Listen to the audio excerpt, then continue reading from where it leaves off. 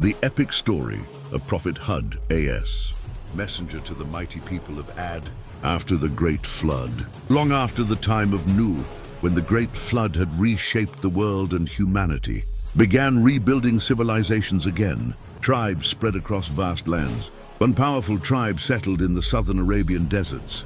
They were known as the people of Ad. Their homeland was a vast region of towering sand dunes called Al-Ahqaf. This land was mysterious and powerful. Endless golden dunes, powerful desert winds, hidden valleys filled with water.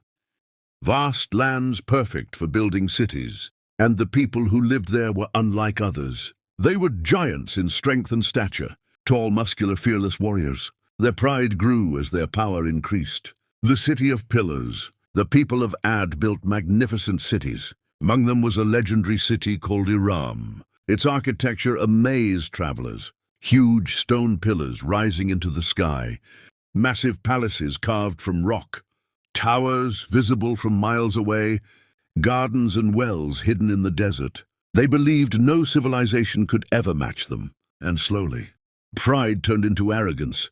They began to say proudly, "Who is stronger than us?"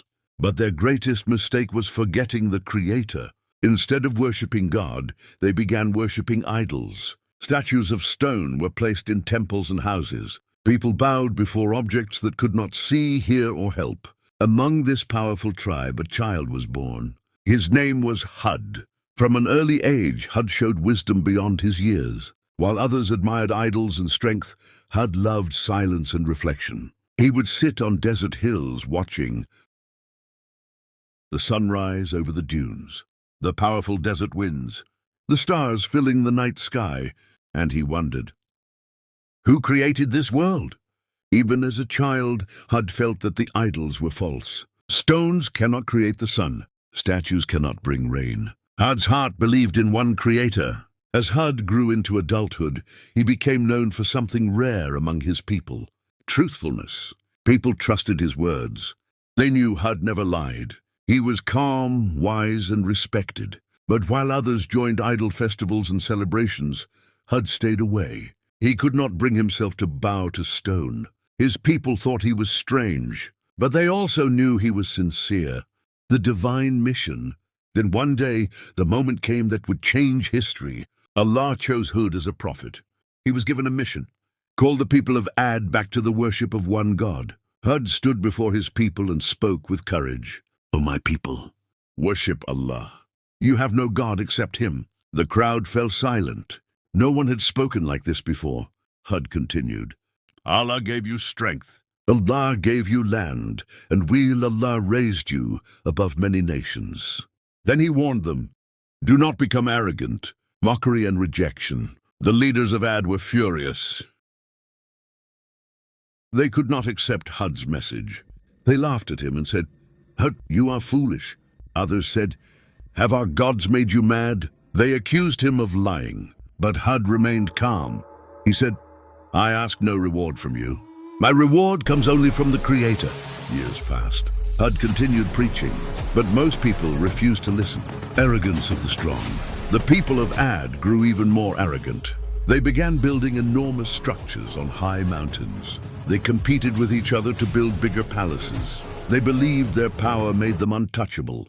Their warriors were feared. Their armies were strong. Their cities looked invincible. But Hud warned them again. Strength comes from Allah. If He wills, it can disappear. They ignored Him.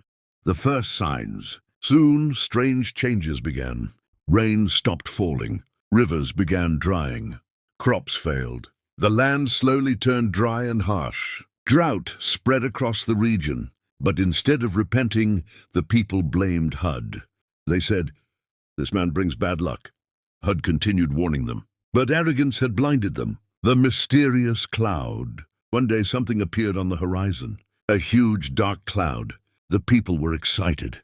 After years of drought, they believed rain was coming. They shouted joyfully, "This cloud will bring us rain."